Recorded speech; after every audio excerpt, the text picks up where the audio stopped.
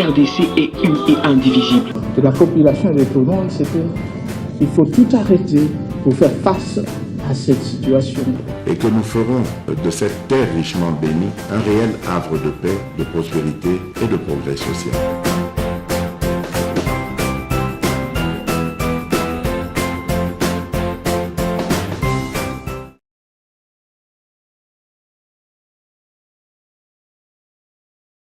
Bonsoir, selon votre pays, votre continent.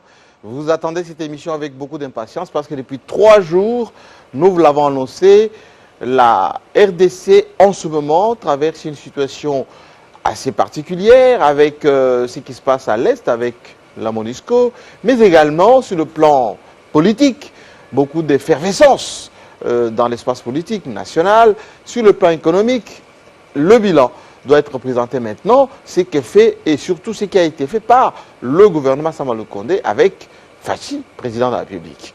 Nous allons recevoir aujourd'hui celui qui porte la voix de ce gouvernement. Il est à tous les dossiers, il est à tous les voyages. Il parle avec souvent beaucoup de cœur, mais surtout beaucoup de pertinence. Vous l'avez attendu, vous l'attendez d'ailleurs, et je le sais, chez vous. Et nous allons l'accueillir maintenant sur ce plateau. Le ministre de la Communication, porte-parole du gouvernement, Patrick Mouyaya, notre invité. Merci. Monsieur le ministre, bienvenue. Merci. On peut saluer. Oui, bien sûr, maintenant on peut se saluer. Ouais. Je suis tellement content parce que depuis 3 jours, nous avons annoncé effectivement que vous allez venir sur ce plateau. Une centaine de questions reçues. Pas plus qu'avant que ces directs commencent, les gens commencent à se patienter, les anciens premiers ministres, les ministres, les députés, les ambassadeurs, ça montre à suffisance que vous êtes quelqu'un attendu. Si vous le dites. Est-ce que vous allez bien? Mais plutôt bien, un peu mal à la gorge. Il fait trop froid à Télé 50. Absolument, non, parce que c'est les changements de température aussi. Non, mais ça va très bien, plutôt bien. Je vous sors d'une réunion importante de la primature. Ce qui veut dire que vous êtes à toutes les réunions importantes de ce pays. Qu'est-ce qui explique cette omniprésence de Patrick Mouyaya? Je ne pense pas que ce soit une omniprésence liée à ma personne. C'est les responsabilités que le président de la République et les premiers ministres ont voulu me confier qui font que je suis sollicité à gauche, à droite. Je sors effectivement d'une réunion de sécurité à la primature parce que vous savez que la situation de Goma est suivie de très près par le président de la République et le Premier ministre. Et donc nous avions une réunion avec les services, ça veut dire le ministre de l'Intérieur, de la Défense, des Affaires étrangères, le chef de l'armée, de la police et de l'ANR pour essayer de faire l'évaluation de la situation et de voir quelles mesures peuvent être prises pour restaurer le calme et la sérénité. On dit de vous les chouchous de Fachi, le président de la République, une proximité qui fait à la fois des jaloux, mais également beaucoup d'admiration. Vous le sentez comme ça, vous? Je ne saurais pas le dire. Tout ce que je sais, c'est que le président de la République m'a commis à une tâche qui n'est pas facile, celle de porter la parole du gouvernement. Et nous essayons au mieux que nous pouvons de l'accompagner pour tout ce qu'il a comme vision et tous les efforts qu'il fait pour restaurer la grandeur de ce pays. Installez-vous. Merci beaucoup. Monsieur le ministre, vous êtes l'un des meilleurs, pour ne pas dire bon ministre de ce gouvernement, Sama Lukonde, parce que nous avons scruté un tout petit peu le terrain en termes d'audience, en termes d'acceptabilité, c'est comme ça qu'on dit dans le métier. Vous passez pour être celui qui est consensuellement félicité. Pourquoi? Bon, écoutez, je ne saurais peut-être pas me juger par rapport au travail que nous faisons, mais tout ce que je sais, c'est que depuis le premier jour où nous avons eu le privilège d'être choisis parmi des millions de Congolais pour conduire ces portefeuilles que j'occupe, nous essayons d'apporter une touche de jeunesse, une touche de modernité. Et quotidiennement, nous nous rendons compte qu'il y a beaucoup de temps que la parole publique n'avait pas été entendue telle qu'elle devrait être entendue. La chance que nous avons, c'est que nous avons le président de la République qui est très sensible sur la question. C'est un homme qui s'est forgé aussi dans le respect justement de toutes ces contradictions, ce qui fait que nous avons des discussions qui sont assez nourries, qui nous permettent aujourd'hui d'apporter ces touches que les gens n'ont jamais vues avant, d'avoir un gouvernement dans tout son ensemble qui se soumet à un exercice de redevabilité pour rendre compte d'où nous avons trouvé le pays, qu'est-ce que nous faisons et qu'est-ce que nous ferons demain. Évidemment, il n'y a pas que de points forts, il y a beaucoup de défis à relever, notamment avec les médias, parce que je considère aujourd'hui que nous devons avoir des médias qui sont prêts pour accompagner la marche de ce pays vers sa grandeur. Et dans ce que je vois, nous avons encore trop de travail à faire et j'espère que cette émission nous permettra de recentrer sur des sujets essentiels, de redonner le prestige qu'il faut donner à la parole politique. Parce que lorsque vous avez des responsabilités, vous représentez une communauté, vous avez le lead d'un département comme le mien, ou que sais-je encore, on a toujours le devoir d'avoir un discours vrai, sincère, pour mieux orienter le peuple. Patrick Mouyaya, très attendu dans cette émission parce que l'actualité est très chaude en ce moment. Vous êtes le ministre, on vous a qualifié de 3.0.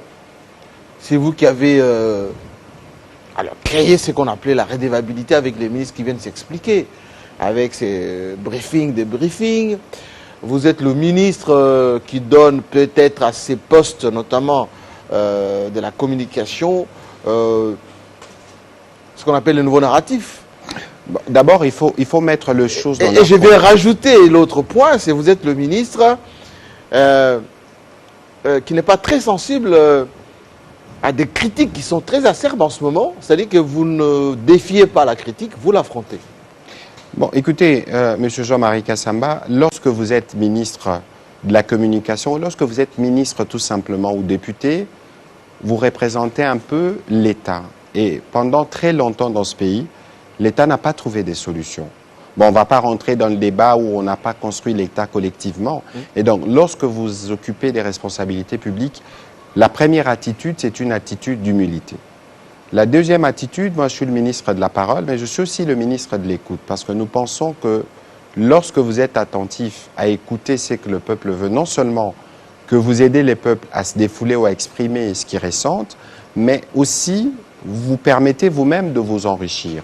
Alors vous aviez parlé de redevabilité, de briefing, il faut rendre, je pense, le prix à ceux qui nous conduisent, parce que je ne pense pas que s'il n'y avait pas une volonté claire dans les chefs du président de la République ou du Premier ministre d'avoir cette possibilité de faire intervenir le ministre régulièrement dans cet exercice de redevabilité, nous n'en serions pas là où nous sommes. C'est parce qu'ils sont convaincus. Est-ce que vos collègues ont facilement accepté cette Mais je crois que c'est parmi les faits le plus important de ce gouvernement autour du Premier ministre Sama Lukonde.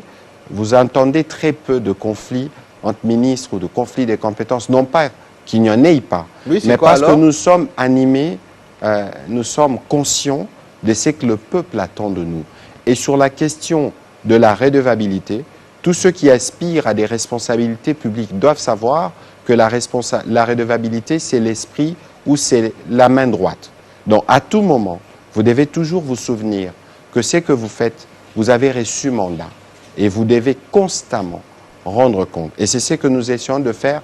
Ce n'est pas encore assez par rapport à ce que nous voulons.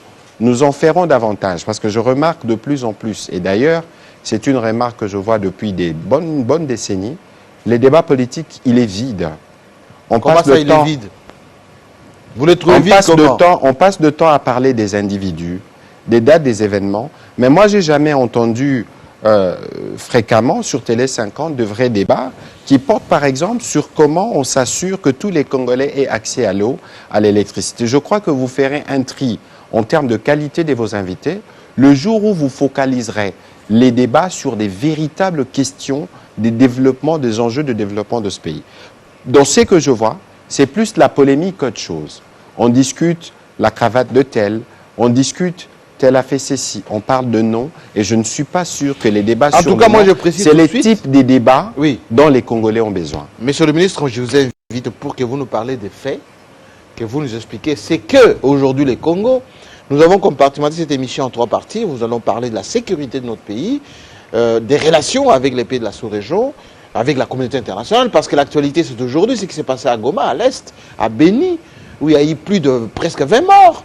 2 jours durant, on a vandalisé les installations de la MONUSCO, les relations avec la communauté internationale risquent d'avoir des petits problèmes avec ce qui s'est passé là-bas. Vous êtes la voix autorisée pour dire ce que pense la RDC de tout cela. Et ensuite, nous allons parler chiffres. Concrètement, le gouvernement Sama Lukonde, votre gouvernement, a fait quoi, où et comment? Et surtout, en quoi cela est bénéfique pour la population de notre pays. Et ensuite, on va parler de le processus électoral. Il y a comme une espèce de hantise de 2023 aujourd'hui.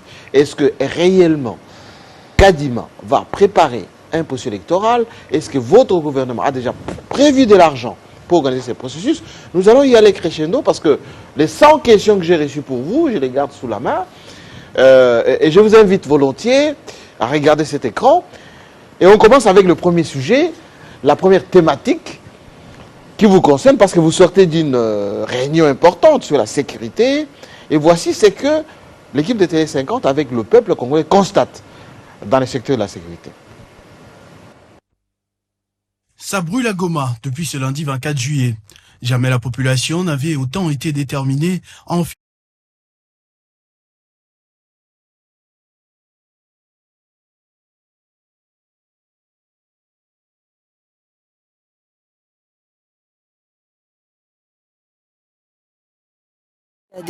le siège local de la... Ce lundi à Goma, des centaines de personnes ont appelé au départ de la MONUSCO. La mission des Nations Unies est présente depuis 22 ans en République démocratique du Congo. Cependant, les groupes rebelles prolifèrent dans l'est du pays, exacerbant la patience de la population meurtrie par près de 30 décennies d'instabilité. Cet appel à manifester contre l'inefficacité de la force onusienne, qui compte au moins 14 000 casques bleus, a été fortement suivi par la population. Les grandes artères, d'une manière ou d'une autre, qui sont auteurs de ces discours, subiront la rigueur de la loi. Nous avons beaucoup insisté dessus. Et pour tous les compatriotes qui sont décédés, y compris le casque bleu, des enquêtes ont déjà été diligentées par le ministère de la Justice et l'auditorat militaire. Il sera bien évidemment question de regarder s'ils ont été blessés, quel impact de balle. On saura retracer en ce moment-là d'où est venu les tirs. Depuis plusieurs semaines, les Goma ont été barricadés. Le siège local de la mission onusienne ainsi que sa base logistique située hors du centre de la ville ont été pris d'assaut. Des agents de la MONUSCO présents sur le site ont été évacués à bord de 2 hélicoptères. La police onusienne a usé de bombes lacrymogènes pour disperser les manifestants avant l'intervention des militaires des forces armées de la RDC. Plusieurs manifestants ont été interpellés. Le gouvernement congolais a condamné toute forme d'attaque contre le personnel et les installations des Nations Unies. Il promet de poursuivre et de sanctionner les responsables. Le 15 juillet dernier à Goma, le président du Sénat a demandé à la MONUSCO de plier bagages pour n'avoir pas pu imposer la paix dans la partie de sa base logistique située hors du centre de la ville ont été pris d'assaut. Des agents de la MONUSCO présents sur le site ont été évacués à bord de 2 hélicoptères. La police onusienne a usé de bombes lacrymogènes pour disperser les manifestants avant l'intervention des militaires des forces armées de la RDC. Plusieurs manifestants ont été interpellés. Le gouvernement congolais a condamné toute forme d'attaque contre le personnel et les installations des Nations Unies. Il promet de poursuivre et de sanctionner les responsables. Que nous sommes en froid avec la MONUSCO, la communauté internationale, la RDC n'est pas capable de sécuriser ceux qui sont venus chez nous pour nous aider à sécuriser le pays. Nous ne sommes pas en froid. La preuve hier, dans cet exercice de redevabilité, mon invité à côté, c'est M. Kassim Diane, qui est représentant spécial du secrétaire général des Nations Unies adjoint, qui faisait l'intérim de Mme Bintou. Et avec la MONUSCO, d'abord, je dois dire tout de suite que la MONUSCO n'est pas notre ennemi. Il ne faut pas qu'on se trompe d'adversaire. Mais ils ont échoué. Il ne faut pas qu'on se trompe d'adversaire. Ils ont échoué 20 ans durant, ils ont échoué. J'en arrive. Il ne faut pas qu'on se trompe d'adversaire parce que ce qui s'est passé à Goma peut prêter les flancs à de la manipulation, peut nous distraire de l'objectif essentiel dans lequel nous sommes engagés depuis quelques jours maintenant ou quelques semaines autour du président de la République, à savoir le retrait du M23 et de ses alliés de Bunagana. L'adversaire, c'est celui-là, il est connu.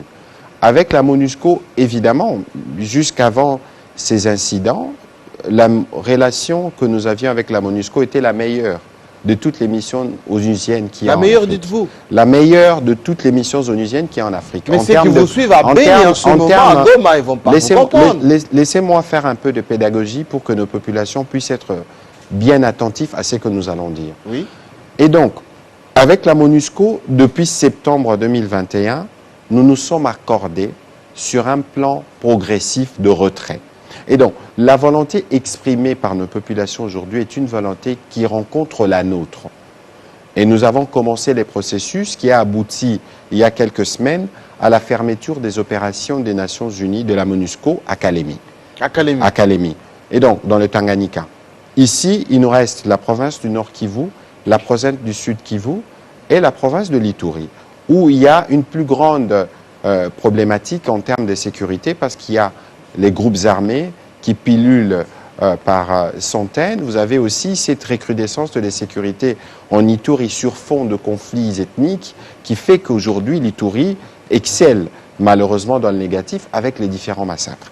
Et donc il y a bien évidemment la question centrale qui a énervé les Congolais, nous compris, parce qu'il ne faut pas penser que nous, gouvernement, nous sommes contents de ce qui se passe avec la MONUSCO. Pourquoi? Parce que nous estimons que nous sommes engagés sur les terrains opérationnels et que si nous avons accepté d'avoir la MONUSCO en République démocratique du Congo, c'est parce que justement, conscient de nos difficultés en termes de reconstruction de l'appareil, notamment sécuritaire, on avait besoin d'un allié qui nous appuie pour mettre fin à tout type de menaces. Et surtout que nous avons commencé une fenêtre qui devait nous donner une perspective de paix. Parce que le président de la République, avec notre adhésion à la communauté de l'Afrique de l'Est, nous donnait une fenêtre extraordinaire, non seulement de permettre à la RDC de faire partie de cette communauté, qui permettra à nos compatriotes de pouvoir se déplacer, faire des affaires aisément, mais au terme de ces processus, de ces conclaves avec les différents chefs d'État, il a été convenu qu'on commence un processus politique où le président de la République, de manière inédite, s'est adressé aux compatriotes qui sont dans les groupes armés, les invitant à regagner le camp de la patrie. Et il y avait à côté, parallèlement, un processus militaire qui devait se mettre en place avec une force régionale pour endiguer toutes les forces réfractaires à ces processus. Évidemment, nous avons des terroristes, des ADF qu'il faut combattre à tout prix, mais il y avait aussi de groupes résiduels, notamment les M23 qui a été défait. Et donc, c'est lorsque nous arrivons un peu à l'atterrissage de tous les efforts politiques faits par le président de la République pour amener la paix à l'est du pays, que ces groupes surgissent avec le soutien du Rwanda. Et dans la gestion opérationnelle de cette crise, parce qu'il y a des militaires qui sont au front, il ne faut pas oublier que nous évoluons à l'ère du numérique où toutes les informations, y compris celles du front, atteignent les populations. Et donc, les populations sont au courant des difficultés opérationnelles qu'il y a en termes de collaboration entre notre armée et la MONUSCO on doit s'engager par-ci, on doit s'engager par-là. Bon, on fera demain, tout ça, c'est des choses qui peuvent arriver sur terrain, mais lorsqu'elles sont rapportées auprès de nos populations, la population est en droit de réagir. Oui. Je vais terminer sur ces sujets, sur ces points parce que c'est important. Oui. Qu'est-ce qui a mis le feu aux poudres? Il y a eu des déclarations émanant de la MONUSCO où ils vantaient, où ils reconnaissaient la puissance, entre guillemets, des feux du M23 avec ces supplétifs plus qui sont armés, mais équipés parce qu'il ne faut pas oublier que Madame Bintou, dans son briefing devant le Conseil de sécurité le 29 juin, a dit de manière claire que la M23 s'est comportée de plus en plus comme une armée régulière. Oui. Et donc, autant cette déclaration peut servir d'alerte pour les membres du Conseil de sécurité, autant cette déclaration n'est pas de nature à rassurer les Congolais qui comptent à la fois sur leur armée avec l'appui de la MONUSCO pour régler les problèmes. Alors, avec la MONUSCO, il y a des possibilités de régler des problèmes militairement, et lorsque militairement il y a des difficultés, on peut utiliser la voie diplomatique. Et donc, ces déclarations maladroites que nous avons dénoncées ont remis le feu aux poudres et ont rappelé un traumatisme, parce qu'il ne faut pas oublier que la M23 n'est pas sa première aventure. Il y a quelques années, Goma a été tombé, et ont remis en surface des plaies que nous pensions penser par la stratégie du président, notamment avec le Rwanda. Et donc, toutes ces déclarations-là aujourd'hui justifient cette colère de la population et justifient aussi notre désapprobation sur le fait que nous ne devions plus retomber à ce niveau. Mais tout ça, nous-mêmes, on a été le premier à critiquer l'attitude de la MONUSCO en disant qu'il devait aller plus loin, en disant que c'est le Rwanda, parce que si on cite le Rwanda, il y a une pression diplomatique qui s'accroîtra et les choses pourront faire baisser la tension. On va parler du Rwanda. Et donc tout ça oui.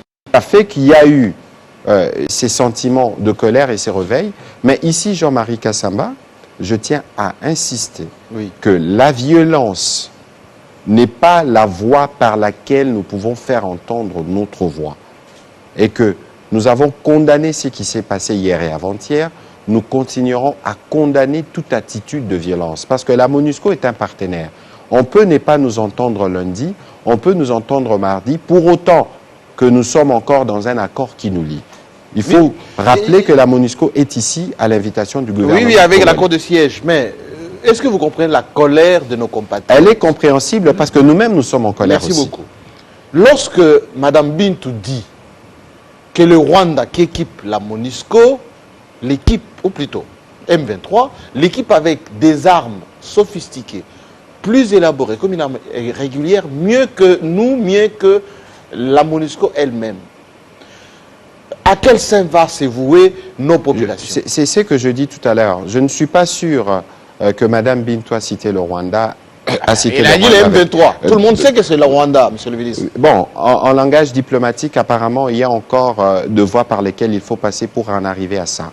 Mais ici, je vous ai dit, autant le message de Mme Bintou devant le Conseil de sécurité peut paraître une alerte, mais notre opinion, elle est choquée. Tout à fait, elle est en droit d'être choquée de voir... Maintenant, qu'est-ce qu'on fait? Qu'est-ce qu'on fait maintenant, monsieur le ministre? La population est vraiment galvanisée. On n'a suffi pas plus que ce soir, à Béni, que les gens ne sont pas contents que cette MONUSCO, depuis 20 ans qu'elle est chez nous, à chaque fois on nous attaque, les villes tombent et ne fait rien. Elle constate qu'il y a des morts, et même au niveau du Conseil de sécurité, elle nous empêche même de lever cet embargo pour qu'on puisse s'équiper et lutter contre ces... Alors, vous posez plusieurs questions en même temps. Je souhaite que nous soyons progressifs pour permettre à notre population d'être bien éclairée. D'abord, je dois rappeler ici que la responsabilité de la sécurité de compatriotes relève du gouvernement. D'accord. Et nous sommes arrivés dans un contexte où, je ne voudrais pas dire que nous avons hérité, parce qu'il ne faut pas sonner comme une plainte, mais nous sommes arrivés dans un contexte où il y a un passif qui est assez lourd, où nous avons une armée qui est engagée sur les terrains opérationnels depuis 20 ans. Et donc, il y a un défi pour nous, en termes de réforme des secteurs de sécurité, un défi pour lesquels nous avons déjà la réponse. Parce que le président de la République devrait bientôt promulguer la loi sur la programmation militaire qui va nous permettre de faire la montée en puissance des forces armées. Mais évidemment, elle existe, il y a des propositions dont on en parle depuis près de 10 ans, mais ça n'a jamais été fait.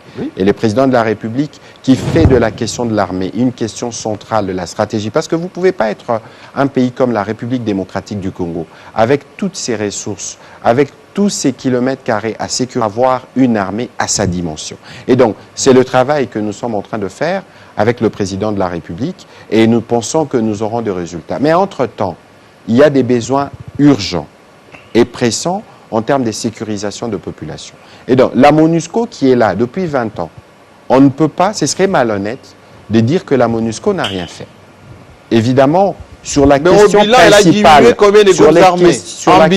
principale, on a de plus en plus de groupes armés. J'en arrive. Sur la question principale de la sécurité, la MONUSCO, en tout cas en regardant le tableau aujourd'hui, on ne peut pas dire que son bilan est positif. Il y a d'autres questions connexes. C'est pour ça qu'à notre arrivée au ministère de la Communication, on a pensé qu'on devrait de manière étroite travailler avec ses partenaires pour être sûr que les autres tâches auxquelles ils s'occupent sont communiquées à la population. Et donc, on a fait ces briefings avec Mme Bintou le 30 décembre, on a fait avec Kassim hier, mais malheureusement, c'était dans des circonstances compliquées, pour arriver à dire au moins la vérité de ce qui a pu être fait, qui était positif. Et donc, aujourd'hui, nous sommes, nous, Congolais, fatigués de rester dans une situation où l'Est de la République démocratique du Congo doit toujours être le ventre mou. Nous sommes dans une situation où nous sommes excédés de voir que beaucoup des ressources qui auraient pu être placées dans nos routes, qui auraient pu être placés dans l'investissement, dans la production, sont censés retourner à l'Est toujours pour faire face à cette menace. Et donc c'est ces sentiments de ras-le-bol dans lesquels vit notre population, dans lesquels nous vivons nous-mêmes. C'est pour ça que le président de la République a pris le pari, risqué d'ailleurs, aujourd'hui par exemple, de faire venir la force régionale. Parce qu'entre-temps, on a besoin de commercer, on a besoin de donner une issue de paix à nos populations et aux populations sous-régionales. Et donc, nous pensons que cette stratégie va nous permettre d'atteindre les résultats. Sur la MONUSCO, monsieur le ministre, j'ai reçu un communiqué qui disait qu'il demande des poursuites. Vous allez poursuivre qui? Les jeunes Congolais? C'est moi qui ai fait... Les politiques? C'est moi qui ai été le premier. Oui. Vous allez poursuivre qui? C'est moi qui suis le premier à communiquer sur les incidents. Et donc, nous avions, et comme toujours, je me suis référé au Premier ministre qui en avait discuté avec le Président de la République. Nous pensons que tous ceux qui sont coupables des violences, de voies de fait, de part et d'autre d'ailleurs, répondent... On a tiré un bel réel sur nos compatriotes. Répondent, évidemment, Jean-Marie Kassama. Alors vous allez poursuivre mais regardez, on va faire des enquêtes. Parce qu'il y a eu une masse qui s'est déversée. Encore qu'il faut rendre gloire au Seigneur, que les bilans que nous avons par rapport aux populations, à la déferlante de la population, les bilans n'est pas plus important que cela. On aurait pu avoir... Oui, mais on aurait pu en avoir 100. Dans une situation où ceux qui détiennent les armes sont mis sous pression. Vous voyez, donc pour nous, lorsque nous disons que nous devons faire des enquêtes, parce que nous pensons que les familles qui ont été blessées, les familles qui ont perdu des jeunes qui représentaient leur avenir, doivent savoir ce qui s'est passé. Ça vaut de même aussi pour les casques bleus. Oui, mais il n'y en a que 3. J'ai beaucoup de sympathie pour les casques bleus, mais il n'y en a que 3. Nous avons 17 Congolais qui sont morts. Un seul mort était mort de trop, qui qu'il soit. Et donc, pour nous, nous sommes profondément chagrinés. Bien évidemment pour nos compatriotes, mais aussi pour les autres qui sont morts loin de leur famille, loin de leur pays. Ici, nous voulons, et c'est l'un des points qui était au centre des discussions tout à l'heure, nous devons impérativement enquêter et faire la lumière et dégager les responsabilités sur ce qui s'est passé. Question beaucoup plus difficile, enfin, pour ceux qui nous suivent en ce moment, c'est l'état des sièges. Vous nous avez dit ici, dans cette émission il y a quelques temps,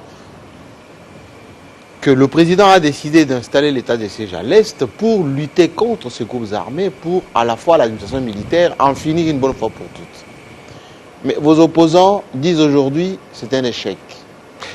Les élus locaux disent il faut aller évacuer tout ça parce qu'on doit revenir à la vie normale. Mais le ministre dit quoi? Vous voulez que je vous réponde franchement? L'état des sièges. Je veux vous répondre comme de coutume. Ça fait 20 ans que cette situation perdure.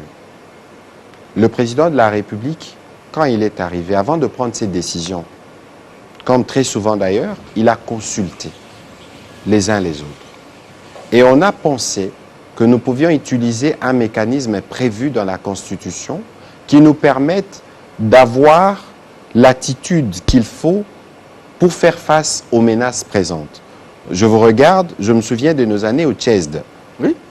Vous savez, c'est que nous avons appris là-bas en termes de stratégie. Et donc, lorsque le président de la République décide de confier la situation sécuritaire, la gestion de ces provinces aux militaires, c'est parce que les menaces les dictent. Et c'est parce qu'il y a une demande populaire pressante en termes de retour de paix. Alors, il ne faut pas oublier que la situation à l'Est, la situation sécuritaire a beaucoup de corollaires au plan économique, au plan social, et que tout ne devrait pas trouver des réponses avec cette thérapie de choc que le président de la République a amené sur place. L'état de siège, on ne les dit pas assez, allez consulter les statistiques auprès du ministère de Finances, vous allez voir que les provinces de l'Ituri et du Nord Kivu ont amélioré leur contribution au budget de l'État. Ah bon? C'était peut-être pas ça le principal objectif de l'État, c'est la sécurité. Mais parce que les militaires ont mis fin à un certain nombre de pratiques et des trafics. Parce qu'il ne faut pas regarder les... On me dit que les mêmes militaires sont devenus des trafiquants, les commerçants. Ça, c'est ce qui se disait avant. Aujourd'hui, non. Non, ça c'est ce qui se disait avant. Sûrement qu'il y a encore des résidus, mais ici, il y a un véritable travail de nettoyage qui s'est fait au niveau de l'armée. Vous avez vu plusieurs fois l'inspecteur général aller dans les provinces du Nord Kivu et de l'Ituri, revenir avec de militaires arrêtés. Il y a des images qui existent. Ça veut dire qu'il y a un effort qui est fait. Mais ici, nous comprenons nos populations parce que lorsque, en représailles aux opérations menées par nos militaires, ces bandits, ces groupes armés ou ces terroristes et des ADF vont tuer des paisibles villageois et ils en font une grosse publicité, comme ils ont de relais. Vous avez tout de suite l'impression que la stratégie ne marche pas. Mais au contraire, lorsqu'il y a des représailles de ce type, fort malheureusement, ça signifie que les terroristes sont secoués. Comme ils n'ont aucune morale, ils s'en prennent à des populations innocentes. Et sur l'état de siège, toujours dans la même dynamique. J'en arrive, JMK. Oui. J'en arrive, JMK. Oui. Parce que je ne saurais pas vous dire que l'état de chèque est une réussite parce que l'objectif principal, Oui. c'est d'avoir 0 mort du fait de l'insécurité. Parce que je vous ai dit tout à l'heure que toute mort, pour nous, est une mort de trop.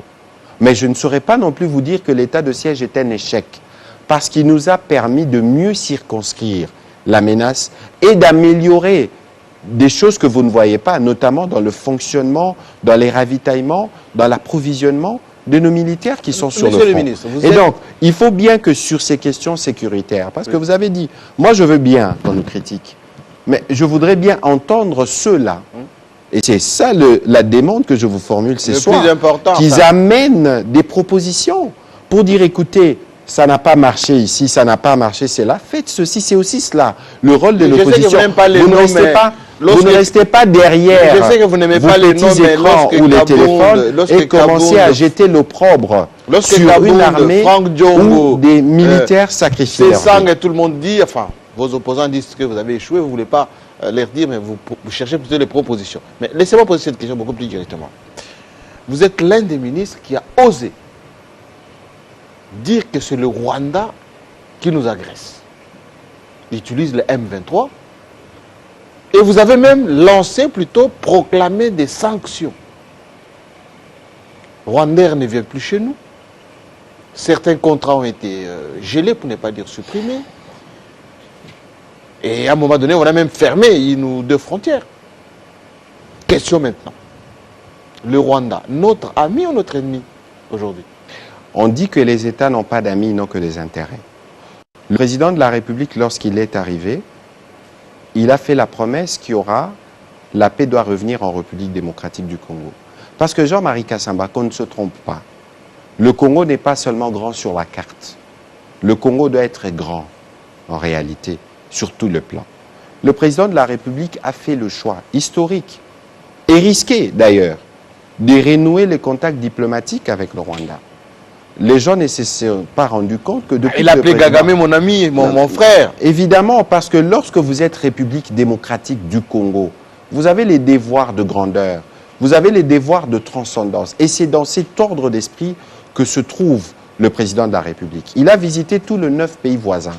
Il ne faut pas oublier que du fait de notre grandeur et du fait de notre histoire, beaucoup des pays autour de nous dépendaient de nous par le passé. Il ne faut pas oublier que fort malheureusement, il y a une tradition qui fait que on veut que l'Est de la République démocratique du Congo puisse rester une région instable parce que clairement, ça profite à l'économie des pays voisins. Et donc aujourd'hui, le président de la République avait fait ce choix pour qu'on regarde et qu'on scrute l'avenir ensemble. Mais lorsqu'il y a des faits prouvés, vous avez vu qu'il y a 2 militaires rwandais qui ont été arrêtés par nos populations. Que vous avez lâché 2 jours après. La vocation, même en Ukraine aujourd'hui, lorsque vous arrêtez des prisonniers, l'idée, ce n'est pas de les tuer. L'idée, c'est de les rendre le moment venu. Il fallait qu'on les juge. Parce que lorsqu'une guerre s'est faite, il y a des règles d'engagement. Le président de la République, lorsqu'il a fait ce choix, très peu le savent, mais il y avait un compatriote qui avait été enlevé à Gisenyi. Parce que il y a beaucoup de Congolais, beaucoup à Kinshasa ne le savent peut-être pas, qui vivent à Gisenyi et qui travaillent à Goma. Et donc, lorsque vous avez un compatriote qui a été enlevé Et lorsque vous êtes, vous, disposés à faire la paix, qu'est-ce que vous faites? Et donc, le fait que le président de la République a relâché ces militaires rwandais qui ont été réclamés par leur gouvernement constitue plutôt la preuve devant témoin l'Angola que les militaires rwandais étaient bel et bien chez nous. Et ce que nous disons, c'est des choses qui sont vraies et vérifiées sur terrain. C'était nécessaire de les renvoyer au Rwanda? Dès lors, alors c'était nos nos éléments de preuve. Non, les éléments de preuve, nous les avons dès lors que le président angolais, parce qu'il ne faut pas oublier que ces militaires ont été interrogés par les mécanismes de vérification. Ils ont avoué qu'ils étaient en opération. Cela a été acté, même si diplomatiquement, cela n'a pas été clairement dit par beaucoup, à l'exception des Américains, mais ça veut dire que les choses sur le terrain progressent. Et au début de cette confrontation, moi j'avais dit que nous sommes sur le front médiatique, diplomatique, militaire et judiciaire. Parce que nos deux enfants qui ont été tués par des bombes rwandaises de 6 ou 7 ans ont des familles. Pour leurs âmes, ceux qui sont responsables doivent en répondre. Aujourd'hui, au moment où nous parlons, nous avons des centaines de milliers de compatriotes qui sont déplacés. Nous avons besoin qu'ils reviennent et qu'ils retrouvent la paix. Vous avez vu que sur le front diplomatique, les lignes ont bougé. Vous avez vu aussi que sur le front médiatique que nous tenons, les lignes ont bougé parce que le président Kagame s'est senti dans l'obligation de 2 fois en une semaine de venir s'expliquer. Mais bien évidemment, qui s'excuse s'accuse. Et donc aujourd'hui, pour nous, il est établi que les M23 disposent du soutien du Rwanda et nous utilisons les mécanismes diplomatiques qui vont nous permettre,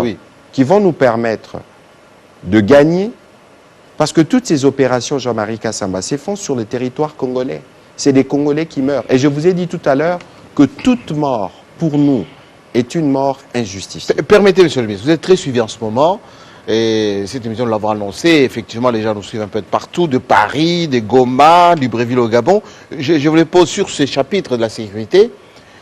3 questions. Monsieur Jérôme Kankwenda de Paris dit, monsieur le ministre, nous vous suivons avec beaucoup d'attention. Comment expliquer que vous faites confiance à l'Ouganda alors que les ADF viennent de là? Deuxième question, toujours de monsieur Kankwenda. Comment la MONUSCO peut-elle faire entrer ses armes ou ses équipements par l'Ouganda? Monsieur Laurent Kazadi, qui est à Goma. Monsieur le ministre, dites-nous clairement les accords signés avec, entre la RDC et l'Ouganda. Qu'est-ce que vous avez signé avec les Ougandais? Monsieur Marcel Kabongo, Libreville au Gabon. Pourquoi ne pas faire comme l'Angola qui a chassé l'armée des Nations Unies chez elle et aujourd'hui l'Angola est calme? Alors, je veux prendre par le bas. S'il y a une question qui m'échappe du fait de ma vieillesse, vous allez me rappeler. Vous êtes trop Alors, écoutez, 40 ans, il n'y a pas longtemps. J'ai dit tout à l'heure que nous sommes déjà engagés dans un processus de retrait avec la MONUSCO. Même s'il faut divorcer, il y a moyen de divorcer de manière civilisée. À l'amiable. S'il faut prendre cet exemple-là. Oui. Mais aujourd'hui, nous avançons sur ces plans. Il y a un plan conjoint de retrait sur lequel nous travaillons. Nous pensons que ces plans vont aboutir. Alors, sur la question pourquoi les Nations Unies font passer les armes par l'Ouganda, par l'Ouganda, je ne suis pas... Alors que les ADF viennent de là. Je ne suis pas au courant. Je ne suis pas au courant, mais nous sommes, il y a un accord. Mais si on a vu les il y a un accord de siège. des Nations Unies qui entraient par l'Ouganda. Il y a un accord de siège avec les Nations Unies qui représente tous les pays du monde, qui fait qu'ils sont en droit d'amener les armes ici. C'est un accord qui existe de manière claire. Alors, vous dites, il y avait une question sur les ADF. Oui. Les ADF, c'est un mouvement terroriste d'origine ougandaise. Ils sèment la mort plus chez nous qu'ils ne le font en Ouganda. Même si en novembre dernier, il y a eu un attentat là-bas. Et donc, comme mouvement terroriste, le terrorisme partout, c'est combat en groupe. Que ce soit Boko Haram, que ce soit Al-Qaïda. Et d'ailleurs, il existe sous la conduite du gouvernement américain une coalition mondiale de lutte contre Daesh. Et donc, aujourd'hui, les ADF représentent une menace commune à l'Ouganda et à la République démocratique du Congo. Nous avions donc les devoirs de voir... Et pourquoi il n'y a pas un dialogue entre les ADF et les Ougandais, comme nous l'exige, nous, avec l'M23? Mais cette question, il faut la poser aux Ougandais. De toute évidence, pour nous, tous ceux qui tuent nos populations doivent en répondre. On les combat. Et c'est pour ça que nous sommes engagés dans un processus. Parce qu'avec les pays limitrophes, la question de la sécurité est une question que nous devons aborder de manière sereine. Pour être sûr que notre pays ou les leurs ne sert pas de base arrière. Et à quelque chose, malheur est bon. Parce que cette situation que nous connaissons va nous permettre une bonne fois pour toutes, parce qu'elle va se terminer, bientôt j'espère, avec tout ce que le président déploie comme stratégie. Ils vont quitter Bunagana. Il faut que, évidemment, il faut que nous, ces M23, oui. Non, Jean-Marie Kassama. On est incapable de chasser de Bunagana. Il faut savoir que la guerre, comme je l'ai dit tout à l'heure, se joue sur plusieurs plans. Nous étions à Luanda, sous les auspices du président Lourenço. J'étais là, oui. Et il a été convenu d'un cessez-le-feu. Le cessez-le-feu s'applique à toutes les parties. Parce que lorsqu'on fait un cessez-le-feu, c'est pour donner la possibilité à la diplomatie de régler les problèmes. Et nous sommes sur le front diplomatique qui a permis, en tout cas avec le Rwanda, d'atterrir après la réunion de la commission mixte. Et on se parle maintenant. Il y a un temps. Avec les Rwandais. Mais on se parle, évidemment, on se parle. On se oui, parle, j'ai vu un ministre rwandais ici. On se parle, y compris pour se dire des vérités. Oui, il est venu pour... Il y a une conférence ici à Kinshasa, j'ai vu un ministre rwandais. Il est venu dans le cadre du sommet du CAC, oui, où le Rwanda est membre. On se parle parce que... Si la population des Quinois l'avait vu, il aurait... Non, il faut pas... Non, ça veut dire qu'ici, il y a une frustration. Il y a une frustration, il y a un sentiment de colère. On peut être frustré, on peut être en colère sans être violent. Il ne faut pas faire l'apologie de la violence d'aucune manière. Et donc, nous qui sommes le gouvernement, qui sommes revêtus du mandat populaire, nous sommes en train de travailler pour régler la question suivant les schémas que je vous ai donnés.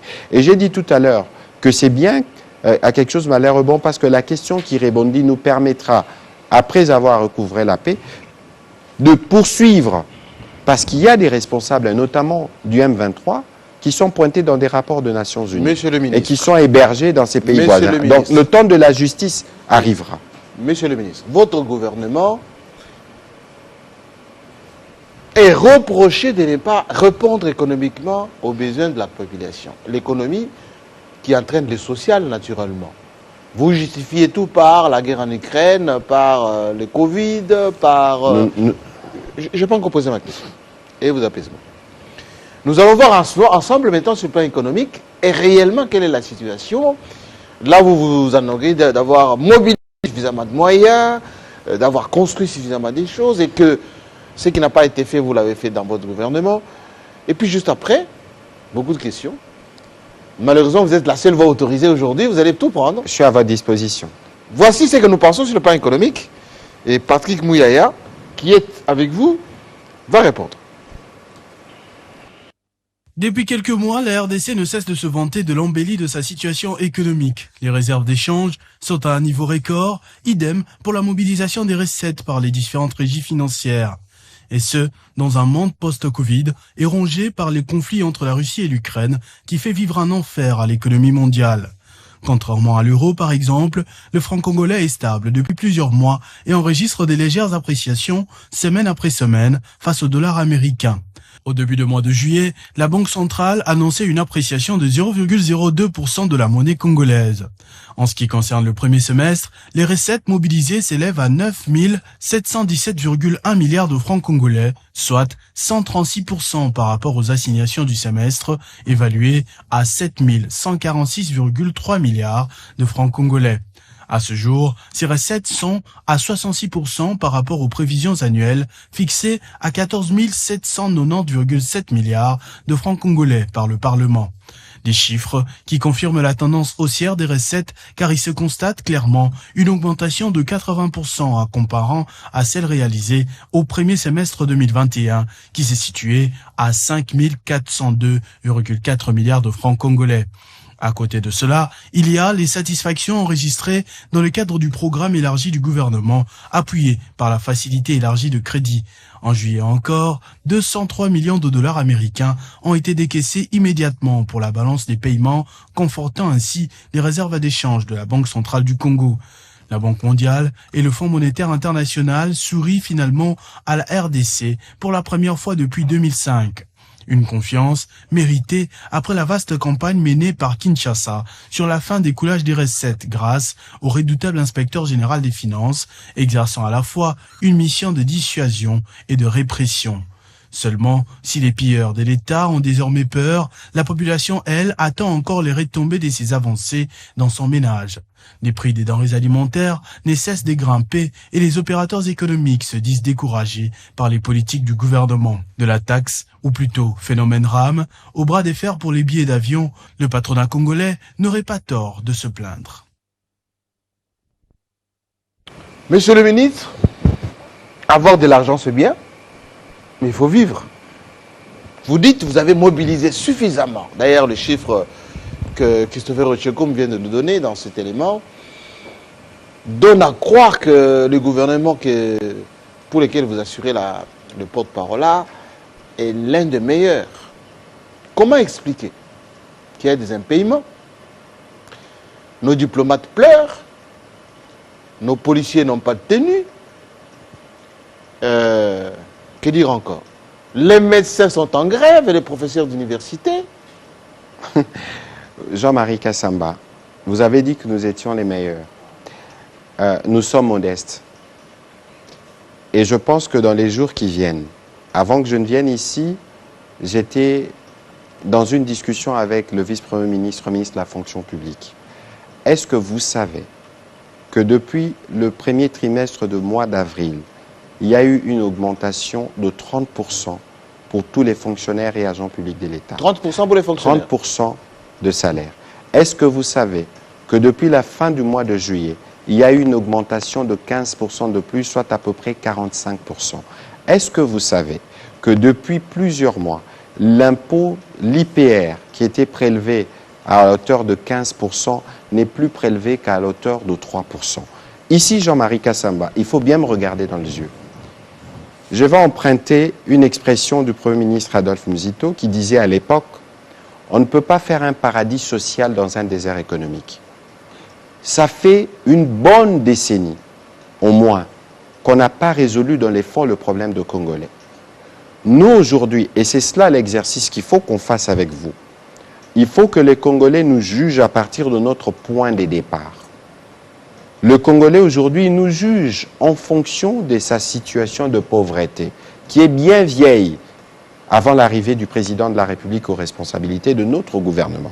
Et donc, si nous devons être jugés en fonction de l'état de la pauvreté, du fait des années et des décennies de non-investissement, de non-production, nous serons toujours dans les négatifs.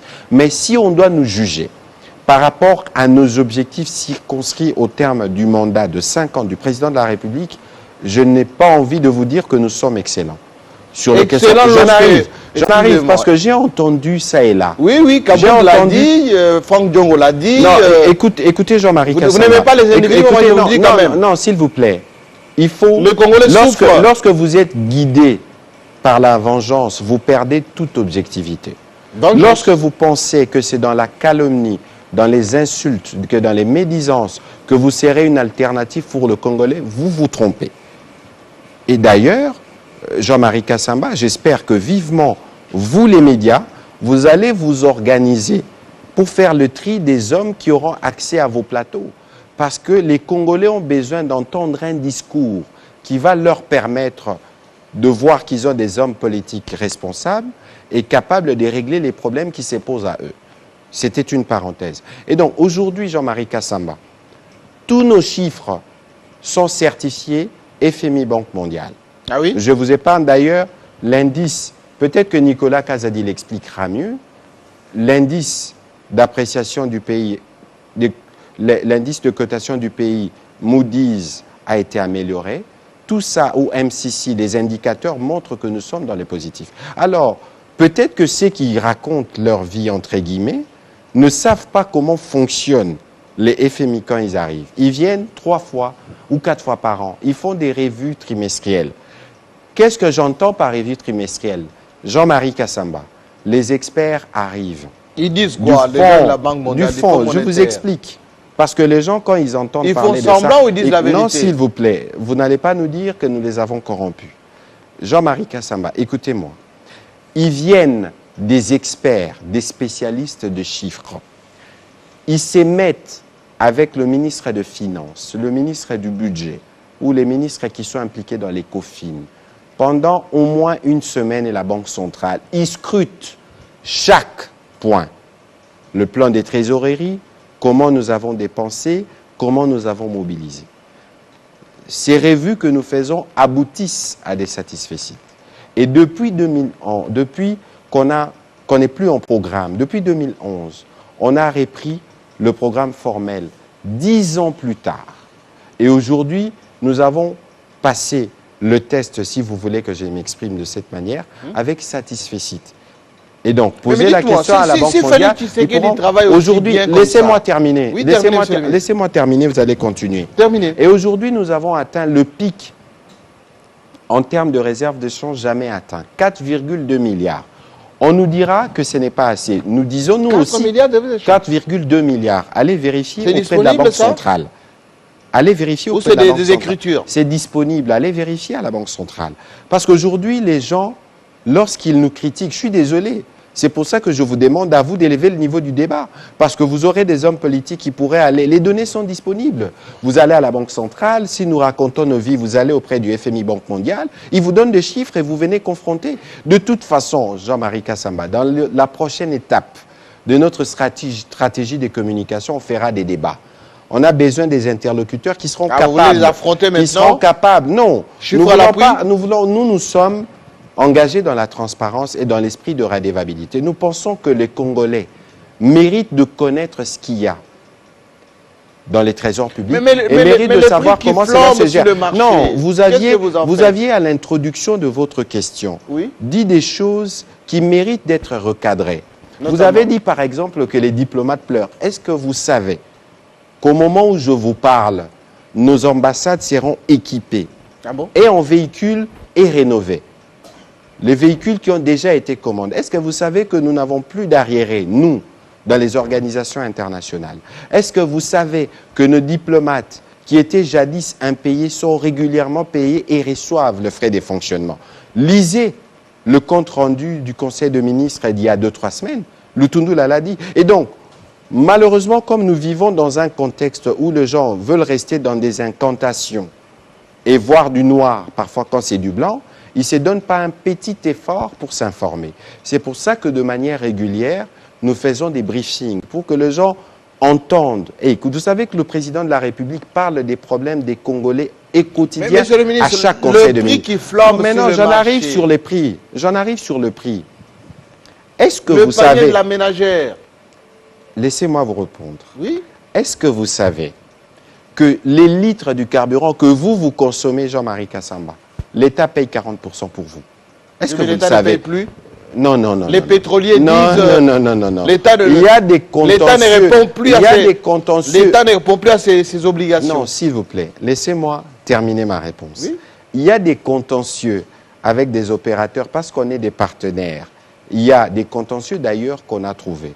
Mais aujourd'hui, avec les pétroliers, les conversations continuent et ils sont payés, la contrepartie leur est versée.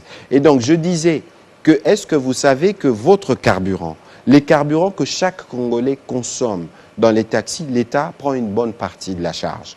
C'est le carburant qui est les déterminants des prix des autres denrées, les plus souvent. Oui. Est-ce que vous avez vu ce qui s'est passé au Sri Lanka? Je vous épargne parce que n'oubliez pas, que tout ce qui s'est fait ici, mais il y a eu dans des pays où pendant des jours, des avions n'ont pas volé, des véhicules n'ont pas circulé. Et donc, nous résistons plutôt bien. Nous, on a failli passer par là. Nous résistons. Oui, on a failli, mais on n'est pas passé. On a vu le ministre Boudi Mbola en Angola et tout ça. On a failli, mais on n'est pas passé. Ça veut dire qu'il y a un gouvernement qui travaille. Il y a un gouvernement qui s'assure que les problèmes les plus urgents du pays sont résolus. Et donc, aujourd'hui, vous ne vous rendez pas compte des conséquences de la guerre en Ukraine. Mais on ne prend pas de précautions comme d'autres pays. Non, quelles précautions il faut prendre lorsque vous êtes aujourd'hui au 154e jour de la guerre, vous êtes tenu de survivre parce qu'on a développé une forme de dépendance en termes d'approvisionnement. Lorsque mon collègue Didier Boudimbo parle aujourd'hui d'appel d'offres pour nos blocs pétroliers gaziers, j'entends des ONG dire vous pouvez pas. Mais Jean-Marie, l'environnement. Écoutez, c'est pas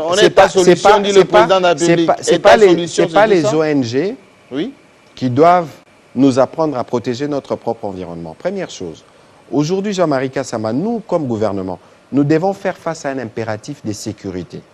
Aujourd'hui, c'est cette grosse hypocrisie que nous fustigeons. Parce que lorsqu'on parle de groupes armés et tout ce dont on parle, ça se passe dans un patrimoine protégé de l'humanité qui s'appelle Virunga. Je vois des gens, des amis des ONG s'émouvoir, plus que lorsqu'il s'agit du sort des gorilles que des humains. Je suis désolé, ce cynisme n'a plus lieu d'être aujourd'hui. Et donc, nous pensons, non, c'est pas que nous étions endormis. Nous pensons aujourd'hui que si nous avons suffisamment de moyens, assurer la montée en puissance de notre armée, régler les problèmes d'insécurité, nous protégerons mieux les climats, nous protégerons mieux nos espèces rares, qui, lorsque ça tire, vont dans les pays voisins font des profits. Vous comprenez pourquoi c'est peut-être l'une des raisons de la guerre. Et donc, aujourd'hui, nous sommes dans un contexte où ceux qui sont nos partenaires, qui veulent, parce que même si les gens veulent raconter des choses, nous restons les pays solutions pour les enjeux du moment. Alors, si nous sommes pays solutions et que le monde estime que nous, on ne devait pas profiter de nos énergies fossiles, mais le monde n'a qu'à nous donner la contrepartie qu'il faut pour avoir la sécurité qu'il faut, pour avoir les routes qu'il faut pour nos populations et pour régler ces problèmes. Monsieur le ministre, on a participé à beaucoup de COP. C'est plutôt les Gabon, Congo-Brazzaville et les autres qui prennent ces crédits carbone, cet argent pour préserver l'environnement. Que la RDC, on n'a pas une politique environnementale qui tient la route. Non, écoutez, non, ça c'est ce que vous dites. C'est parce que vous n'avez pas... On nous le reproche très souvent. Je suis désolé. Votre collègue Eve Bazaïba nous a amené combien Laissez-moi... À toutes les conférences auxquelles elle a participé. Laissez-moi, s'il vous plaît, Jean-Marie Kassamba, vous répondre. Oui. Parce qu'il ne faut pas penser que c'est l'argent que nous aurons en termes de compensation qui va nous permettre de faire notre développement. Mais on ne transforme rien. Non, j'en arrive, Jean-Marie Kassamba. Oui. C'est parce que... Je suis désolé, peut-être qu'on vous invitera régulièrement. J'ai un briefing normalement cette semaine avec Mme Bazaïba et M. Bidimbou. Nous avons une stratégie environnementale qui s'appelle CDN. Lorsque nous allons à ces COP, nous sommes candidats, nous allons d'ailleurs organiser l'après-COP 27, nous avons une contribution nationale où nous avons, nous, République démocratique du Congo, identifié ce que nous devons faire pour protéger les climats.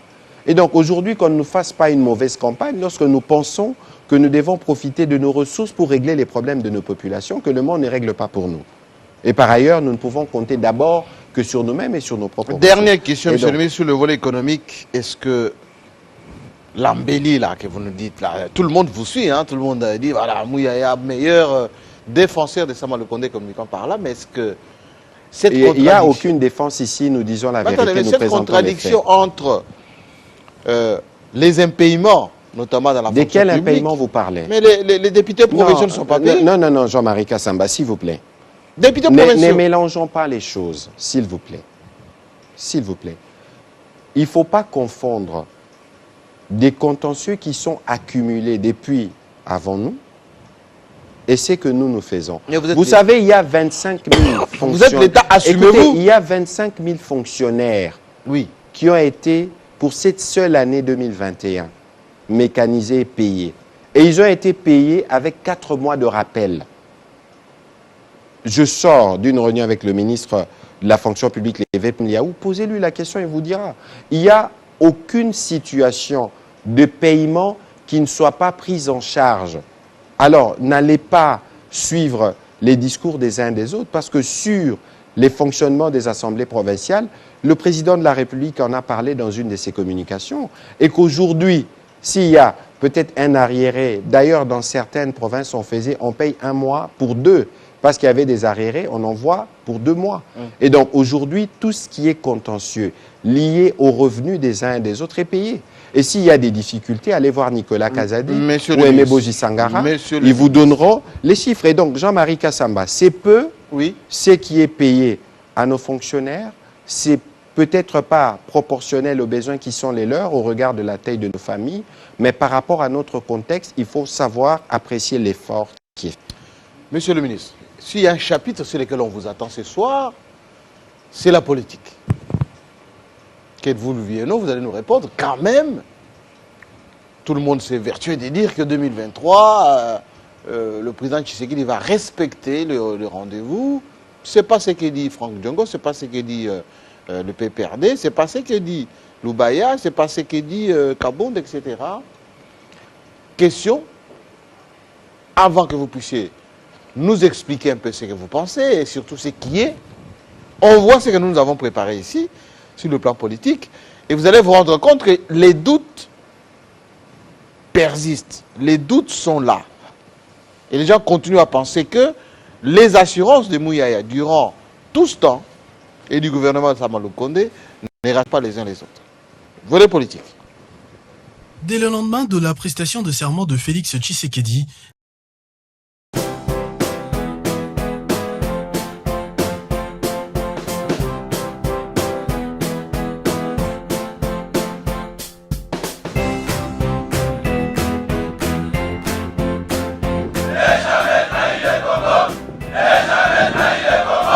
La RDC est une et indivisible. De la population et de tout le monde, c'est qu'il faut tout arrêter pour faire face à cette situation. Et que nous ferons de cette terre richement bénie un réel havre de paix, de prospérité et de progrès social.